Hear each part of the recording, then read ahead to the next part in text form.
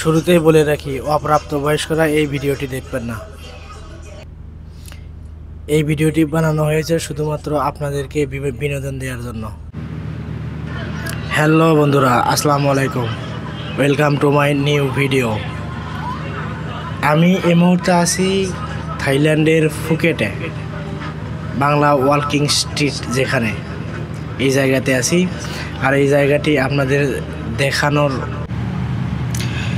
বন্ধুরা, ভিডিওটি ভালো লাগলে অবশ্যই লাইক, কমেন্ট এবং শেয়ার করবেন, যাতে এভাবে অনুপ্রাণিত হয়ে আপনাদের সামনে এরকম ভিডিও আরও নিয়ে আসতে পারি।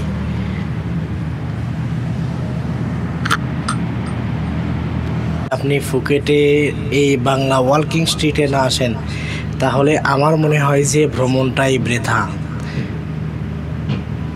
তার কারণ এই বাংলা রোডটি অনেক জনপ্রিয়। বহু দেশের ট্যুরিস্টরা এখানে রাতের বেলা অনেক ভিড় করে।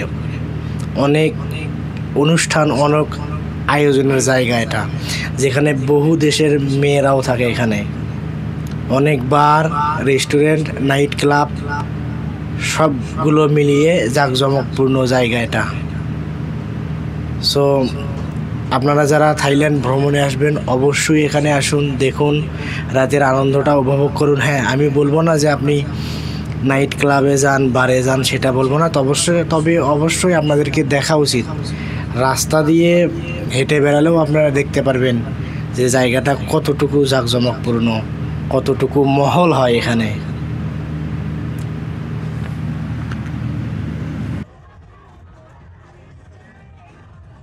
আর এই ওয়াকিং স্ট্রিটের পাশে আছে পাতং বিচ। বিচটা অনেক সুন্দর। বিশেষ করে দুপুরবেলা গেলে দেখা যায় অনেক ইউরোপ আমেরিকার ছেলেমেয়েরা এখানে আসে, গোসল করে, রোদে শুয়ে থাকে। দেখতে চাইলে অবশ্যই এখানে আসুন। পাতং বিচটাও অনেক সুন্দর।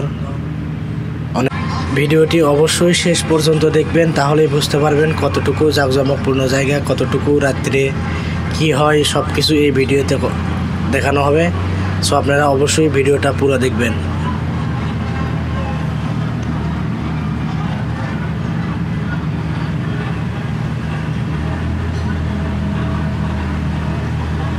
এই যে রাস্তার দু সাইড দিয়ে বার, যেখানে অনেক মেয়ে সাজিয়ে গুছিয়ে ওয়েট করতেছে আপনাদের জন্য।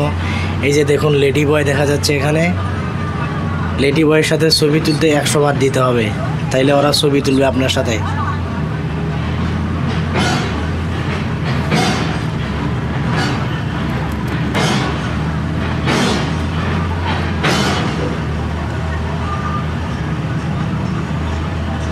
জি, আমি আমার ব্যক্তিগতভাবে বলছি যে আপনারা যদি কেউ থাইল্যান্ডে ভ্রমণে আসেন, এখানে অবশ্যই আসবেন এবং রাতের বেলায় আসবেন, তাহলে বুঝতে পারবেন যে থাইল্যান্ড কীরকম একটা দেশ,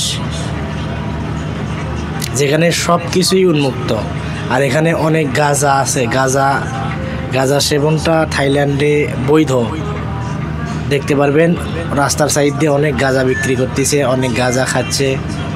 থাইল্যান্ডেরা খাচ্ছে, অন্য অন্য দেশিরাও গাঁজা সেবন করতেছে।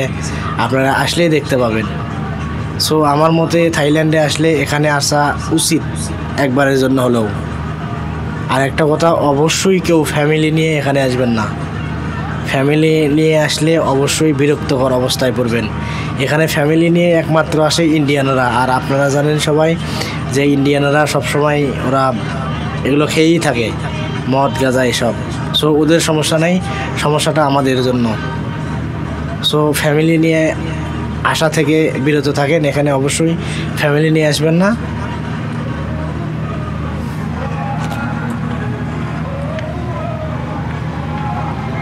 দেখুন ভিডিওটি শেষ পর্যন্ত, তাহলেই বুঝতে পারবেন। আরও অনেক কিছু আছে ভিডিওতে। এই যে দেখুন, রাস্তার ধারে ওয়েট করতেছে কারোর জন্য মেয়েরা। এখানে অনেক শো হয়, বিশেষ করে রাশিয়ান শো সেটা অনেকটা নগ্ন। সো আমি গিয়েছিলাম, ওর ভিতরে গিয়ে দেরি করতে পারি না। ওদের যে অবস্থা সেটা দেখে আমার বের হয়ে আসা লাগছে। অনেকটা নগ্ন অবস্থায় শো হতে ওদের।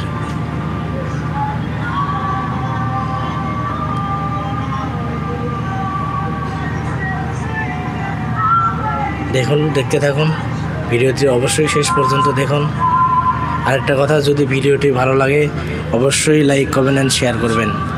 অনুরোধ করতেছি, অবশ্যই লাইক কমেন্ট শেয়ার করবেন, যাতে এরকম ভিডিও আপনাদের সামনে আরও নিয়ে আসতে পারি।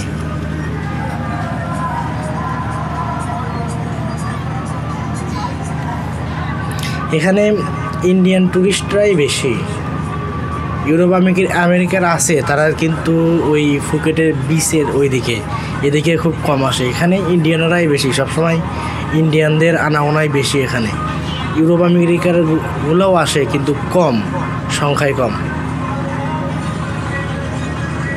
আর এখানেও অনেক উচ্চ শব্দ, প্রচুর শব্দ, কান তালা লাগার মতো একটা অবস্থা এখানে। দেখতে থাকুন ভিডিওটি। এই যে রাস্তা সাইড দিয়ে যেগুলো মেয়ে দেখতে পাচ্ছেন, ওরা আপনাদেরকে ডাকতেছে ভিতরে যেয়ে বিয়ার নেওয়ার জন্য।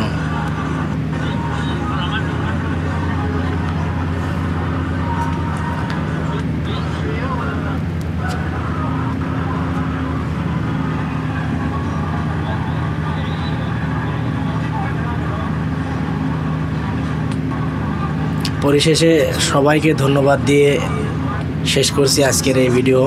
আমার সাথে থাকার জন্য আপনাদেরকে আন্তরিক ধন্যবাদ। সবাই ভালো থাকবেন, সুস্থ থাকবেন, এই প্রত্যাশায় আজকের মতো বিদায়। আল্লাহ হাফেজ।